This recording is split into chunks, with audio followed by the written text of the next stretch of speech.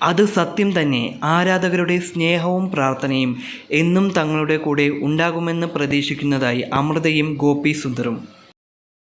പ്രണയം വെളിപ്പെടുത്തി സംഗീത സംവിധായകൻ ഗോപി സുന്ദറും ഗായിക അമൃത സുരേഷും പുതിയ ജീവിതം തുടങ്ങുകയാണെന്ന സന്തോഷവാർത്ത ഇരുവരും ആരാധകരുമായി പങ്കുവച്ചു.